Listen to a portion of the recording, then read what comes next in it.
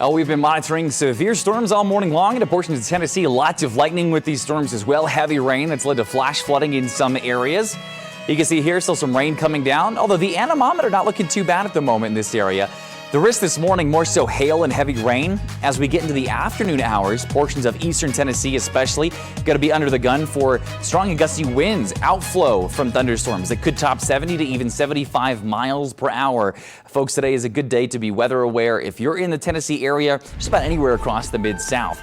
We'll get into forecast details for today's severe weather threat in just a couple of minutes. Want to get you some updates on Viper radar, though. These storms that are quickly moving now out of eastern Tennessee and into portions of Virginia, Kentucky, and western North Carolina. Right now, a couple of severe thunderstorm warnings to let you know about here across portions of eastern Tennessee. Our Knoxville radar is the one that's going to get us a better look at some of these storms and look at the hail cores in these storms that are approaching the Johnson City area. If you're in Johnson City or just to the south here along those portions of the highway down to Irwin, definitely bring your car inside. If you got a couple of minutes here and you're in those areas, you got a few minutes before this gets there, and this is producing some mega hail, folks. We're talking upwards of around 1.5 inches to even 2 inches in diameter. Right now, Viper triple threat product picking out some hail that's potentially upwards of baseball size. Probably not that big, but certainly have some very large hail in this cell that's heading towards Johnson City, up towards Kingsport as well. Right through Kingsport right now, some big hail in this severe thunderstorm warning, which goes until 10:45, includes the Bristol area, so starting to get up that I-81 corridor into far western Virginia.